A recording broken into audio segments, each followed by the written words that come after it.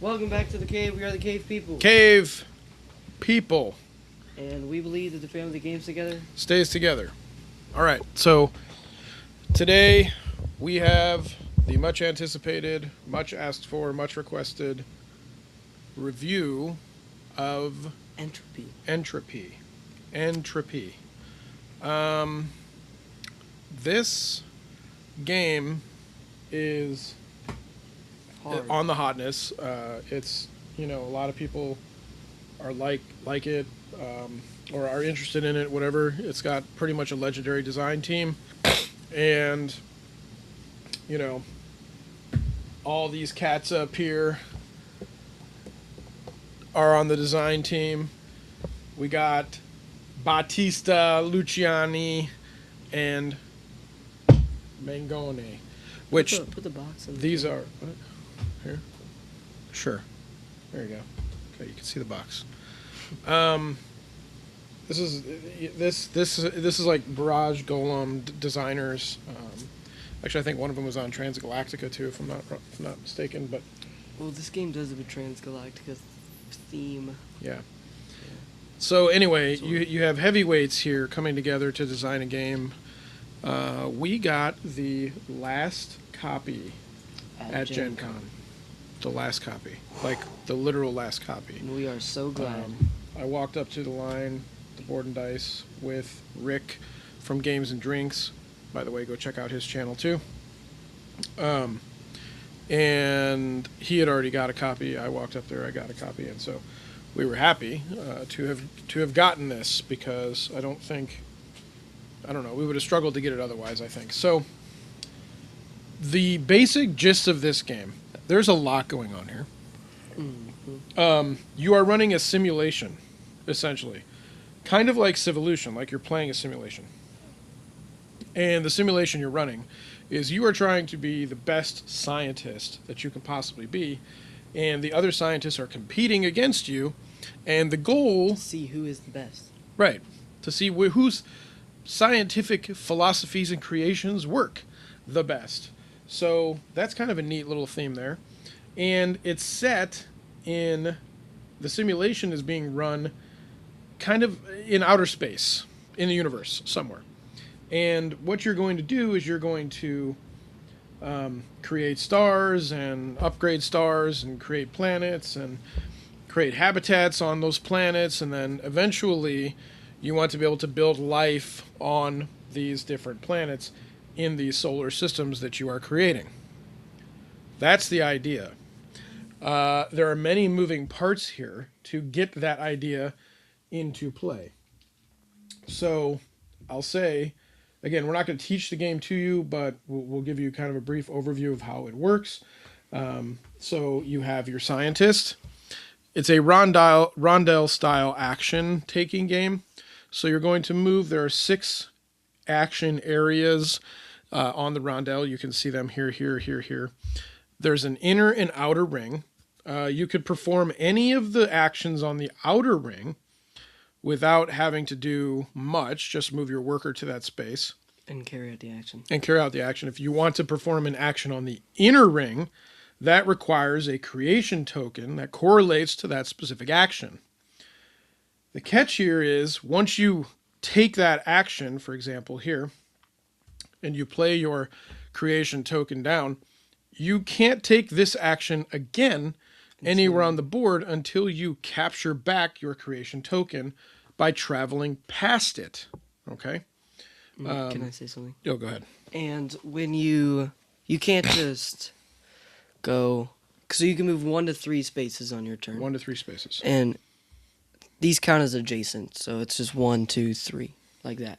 But if you go all the way around here, and you land right here, and you take this back, you cannot take this action without the wild, because this will go laying down on your board. So it's essentially yes, like it counts as being expended. So you lay it down on your board, and it gets you a little bonus action here, which is you get to activate one of your planets, or you get one of the basic resources in the game, this entropy. And then at the end of your turn, they stand up and become available again. So you have one for each of the main actions in the game. And the main actions of the game are pretty much find a star or upgrade a star, aggregate a planet, That means, bring a planet over into your solar system or discover a planet by paying resources to do so, or put life on your planet. Those are the three basic actions in the game. And then you have the star here. This is wild. Now, this creation token starts locked on the game. It starts right behind your scientist.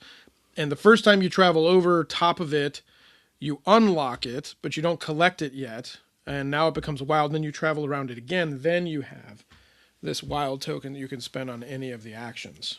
The interactions. Yeah. The other interesting part about the rondelle is that it involves something called a traffic bonus. So as you move around here, depending on how far you moved, you're going to get kind of like a little bonus for moving to that space. The shorter the distance you covered between the two spaces, the greater the bonus. So for example, say I were here and I moved here, I moved one to this space, and I get a traffic bonus that correlates to one move. In this case, it would be 2 entropy. If I'd moved 2 spaces, I would collect 1 entropy. And anytime you move 3 spaces to get to a spot, you don't collect a traffic bonus. The other interesting part about traffic bonus is if you land on the same space as another scientist, it technically adds 1 to the distance you traveled. So there's no locking out of actions here. Like, you're never not going to be able to take the action you want. You just may not get the bonus that you're looking for. So that's how the basic board works. And then there are different areas of the board. There are stars, there are planets, there are biomes. So you can put a biome onto a planet, 1 biome per planet. Then you can upgrade a biome. These biomes give you different bonuses to actions that you take in the game. Again, it kind of cascades and builds on itself. You have meteorites that you can discover. You can put those on planets, and they create tokens for you that help you attract life to your planet. And then you have 3 different, basically, life types. You've got bacteria, plants, and animals. And they go in that order in the hierarchy. Bacteria are the easiest to gather, plants second, and animals are tough. So, and then there are the 3 basic resources in the game. You have entropy, mass, which I think is neat, and power. So that's kind of what we're doing. We're just traveling around this rondelle. We're starting off, find stars, find planets, find biomes, get life. When 2 of the end game objectives are reached, doesn't matter who reached them, the game ends, goes into the final turn. Whoever ended the game, every other player gets 1 more turn. The game ends, you go to final scoring, and then you score points like Euro-style scoring. So you will be earning victory points throughout the game as well, but you do get a lot of points towards the end of the game. Silver points are earned during the game. Gold points are earned at the end. That's kind of the distinction between the 2. Okay, I've said a lot without trying to teach the whole game there, but let's start talking about our thoughts around this one, because this one is very, I will say, this is difficult. This is an incredibly difficult game. Go ahead, speak a little bit about it. So we did a first playthrough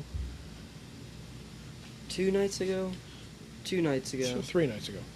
3 nights ago, where we only played 5 turns. And We may have gone a few more than that. Well, we played X number of turns. We just played a bunch of turns. We played a limited number of turns. Yeah.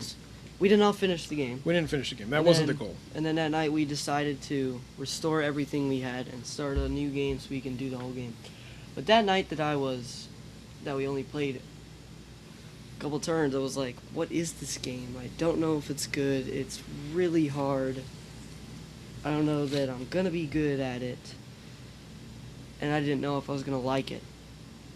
And then I got to the day, what was it, yesterday, that we played a full game where it took a couple turns for me to get in the groove and do what I wanted to do and figure out what I wanted to do. But once I got in it, I think this game is excellent. It's a very nice engine, and every what can I can say, every action that you do in this game does not feel useless at all. you feel like this is a good action for you, even if you didn't do much. Yeah, I think this game is excellent. Yeah, so I guess I'm going to speak a little more into what you're saying there. The game feels good to play. And what I mean is that you never feel like whatever you're doing is useless. It might not be optimized, but it's not useless. You're still making progress. Also, all of these actions feel well balanced. This game doesn't feel like any one of these is more wobbly than the other. And I think that's really important because when you're talking about action management or worker placement or whatever type of mechanic you want to say, if you start doing the same thing over and over again, then the game can get very stale, and you don't, once you have something that you're doing in a Euro game, normally you just tend to go down that track and snowball. This isn't that type of game. No, so You need to try and do a little bit of everything. And even if you don't want to, like, maybe you need one action to take a break to get more resources. You got the primordial soup action. You're like, well, that action wasn't great. Well, it allows you to do more actions. So every action in this game is not useless at all. yeah, In my opinion. there's purpose behind everything you're doing, even if you aren't doing like the big thing. And you'll have moments where big things happen. I'm not saying that that's not going to happen, but you'll also have moments where you feel like you're trying to recover, and that's also okay. So if you're into the Euro style games where you can build multiple functioning engines, then this is your bag. If you're one that likes to build one engine that does one thing, this isn't for you. And I only say that because, not that this is a bad thing, I only say that because you just got to be careful what you're getting into with this one, because it is so difficult to manage. I will say that. This isn't one you're going to sit down at the table the first time and you're going to be like, oh, I know exactly what I want to do. That's not going to happen. There's a lot going on here. There are a lot of moving parts. There's a lot to manage, and it's not difficult to learn, but this one is going to take time to master. That's for sure. And there's not just one or two ways to play it. You can do whatever you want to do, and kind of the game will feel good to you, I guess is what I'm saying. So, Yeah. from a design standpoint, and again, this is unfiltered, unsponsored, whatever. This is us, our honest to God opinions as hardcore gamers coming to you. This is a hardcore game. This is a heavy game. This is for heavy Euro game people. This is not something that you're going to sit down with the family and finish in 30 minutes. It just isn't going to happen. So be prepared to play a longer game, and be prepared to have some of that brain fry that we talk about all the time, where you had just thought a lot about what went on. Yeah. In our game that we played yesterday,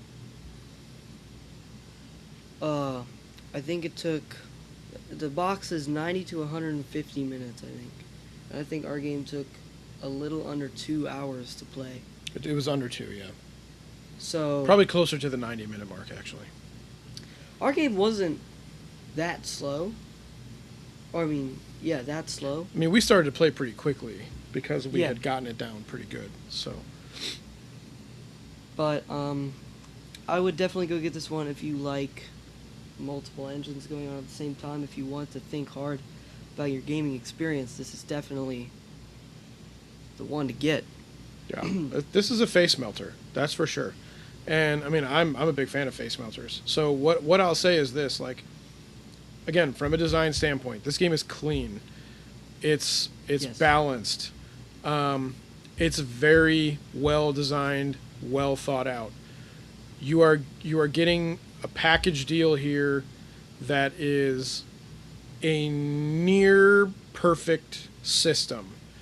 It feels like a zero-sum game, which also, a lot of the games that are coming out this year, I've noticed, developers have kind of started to take away the perceived advantage of player order. In this Player game order right does here, not matter at all I in have this no game. idea who even went first, whether it was I he don't or know I. who went first. Because it literally didn't matter. So there's no like mechanical advantage built in for that reason or anything like that. So it feels like a zero-sum game. Everybody can do equal number of things, and you have the equal number of opportunities to score wherever you score. So there's there's no luck involved really, other than like, okay, this was the top planet, that was the next planet. But again, Well, you have a this choice. planet's not any better than that one. Well, It's you not, have a choice of 8 planets as well, so it's Yeah, not like you get do. lucky with a planet. correct. I see how you could get a little lucky with the stars because there's specific paths you have to take, but Well, there are going to be people who want to complain like, oh, well, you got that animal and I didn't get that animal, and that's just BS. Like, honestly, because you can find another way to get right, an animal. if you're in this doing game. what you're supposed to be doing in this game, you're never locked out of anything, and you have equal chance to do everything. So that's what I'll say. I want to say one thing about the end of game scoring and the end of game mechanic in the game. It's not like anything I've played or seen. There's kind of 2 different things, 3, 4, 5, 6 different things that could trigger end game scoring. And you only need 2 of them to happen Only to end the game. 2 of them to happen in the game, but if that drives you to think, oh, this is going to be a short game. No, it's not a short game. It takes a while to do these things. What I really like about these specific 3 main objectives in the end of game scoring is you're trying to do one thing to get the game over with, but the scoring is a completely different thing. Yeah, so what he's saying is this. For example, this is an end game trigger. If you were to upgrade 4 biomes in a game, you would move your disc to the end, and it would be one end of game trigger. However, this number right here, this 10 VP, is the number of VP you're going to score according to a multiplier. That multiplier is the number of stars you have that are not all the same. So that's tough. Like that's not, that had nothing to do with the biomes. So you have those 2 things coming together and sort of clashing with each other. And that's what I mean. Like you have to be able to do multiple things in this game. I don't think, and again, we have limited play experience at this point, but we're going to play this a lot more. I don't think this is a game where you could just be like, oh, you know what, I'm just going to go find all the stars that I want to find. I'm just going to go star, star, star, star, and disregard these animals or disregard the biomes. Like, Disregarding just don't think it's going to work out for you. So disregarding biomes and animals, you will get screwed, I think. Yeah. Because if you have 4 planets and no biomes or no animal lifeguards, I don't know that you can get life very easily, and you need life to win the game. You do. Because without getting a ton of bacteria on my planets, I would have not won the game. I guarantee it. Yeah. Another thing I want to point out about the rondel is it's completely symmetric. So there are 3 sets of all the main actions, and they're opposite one another across the symmetry. So that's nice too. So you can literally just go 1 to 3 and also continue to take the same action if you wanted to. I don't know why. Well, but if you have enough. If you have enough of those cubes. This is a brilliant mechanic. Yeah, the creation cube thing, or prism rather, feels nice. It feels like a good thing to do. You can also upgrade your console so that way your actions become better when you take them. That's a whole other thing going on in this game. There's a lot to... There's many moving parts here. On my turn, with my upgraded biomes as well. Upgraded biomes improve actions. My upgraded biomes, every time I took this action up here, I gained an extra 4 VP, a life card, and an entropy. And I probably forgot that 3 times. Right, but yeah, so there's a lot to pay attention to, and it begs the question, like, would this game play well digitally? Yes, because there's a lot of accountability here. There's not a lot of bookkeeping, it's just a lot of accountability of actions and resources. But I think this is the way to play it. Like, cardboard gaming is always, for me, it's preferable because it's face-to-face. So, player count, not sure. It has a solo mode. The solo rulebook is It's totally separate from the main. Pretty one. robust. So I'm not really sure how the solo mode works. So we can't speak into that. I would be interested to play this at max players 4. Plays fine at 2, I'll tell you that. Like, it's clean and, like I said, good. Plays perfectly at 2, in my opinion. So 4 would be interesting. I think it'll still play well. It'll just play longer. It'll also affect the traffic bonuses. And the traffic bonus, A lot. traffic, it'll get cluttered. So your traffic bonuses will be definitely Which could be good or could be bad. much fewer than they were in our game. But One thing I do want to point out that I thought was a bit was these mission cards. oh yeah, So my mission card was get 3 heat on 1 solar system, or get a 3 level A star specifically. And those would take a while. And if you want to focus on those, it's fine, but I'm telling you, they're not going to be the kind of rewards that make or break your game.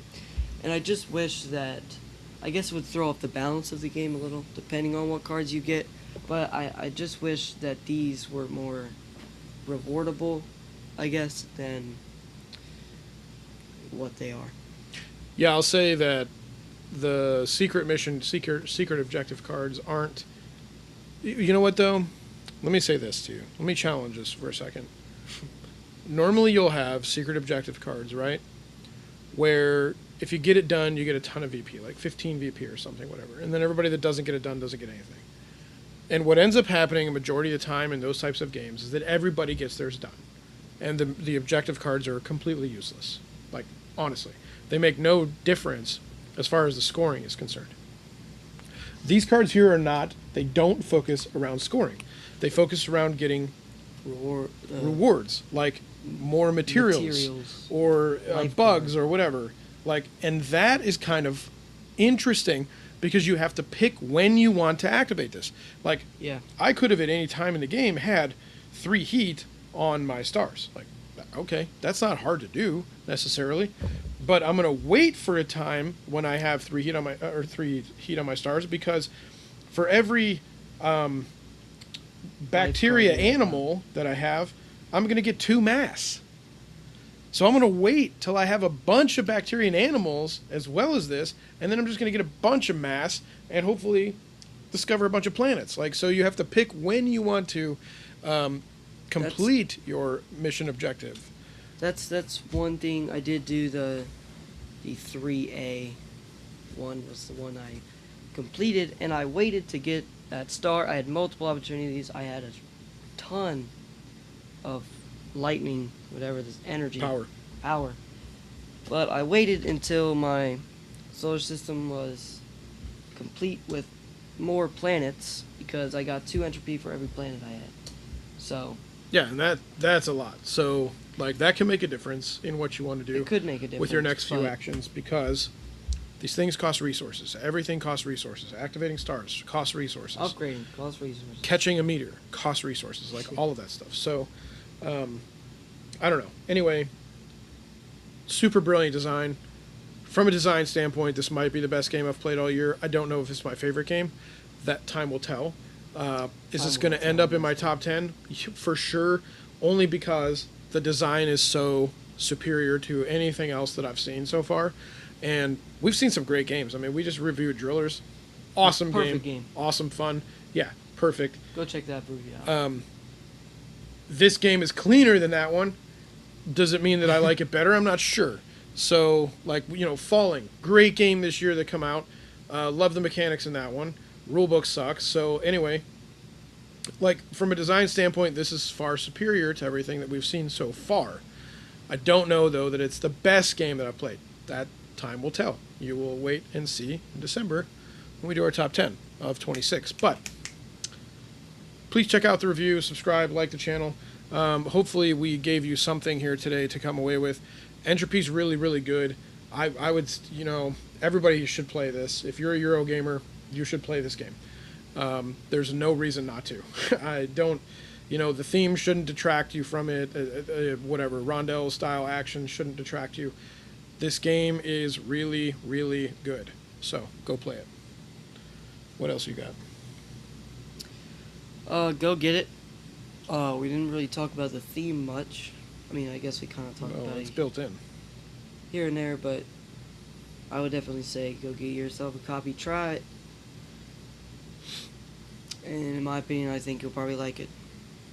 Yeah, and this is what an end game state looks like too. So just so you're Yeah. aware, like we had finished playing a game, left it set up so we could do the review with an end game state, so you can see kind of what it looks like at the end. But and then there are plenty of how-to videos out there that are really good. There's some live playthroughs with a teach too. So I have a recommendation. If you do play this and you don't like it the first time because it was difficult or you were bad at it or whatever, just do it again, because I guarantee you will probably like it better the second time. Because like I said earlier in the video, the first time I played it with however many number of turns we played it, I was like, this game could be alright. I think this game might be a little overhyped. And then we played it, and I don't think it's overhyped at all. yeah, I'll say I felt that same way. Like I was like, okay, this has potential. Is it good though? I don't know. Reset the game, play through the whole thing, and I'm like, okay, yeah, It's good. That's good. So Definitely go get yourself a copy of Entropy. go get yourself a copy. All right, I think that's it from us. Today we will be doing a Duel of Maylock review very soon. That'll be coming to you, which is an interesting one that a lot of people I think need to hear about. And then we're just going through our Gen Con haul and trying to get as many reviews out to you, Picking games out and reviewing them. possibly live playthroughs as possible. So that's it for us, and we appreciate you being here. Again, honest to goodness opinion here from Cave people. the Cave People. Have yourselves a good one.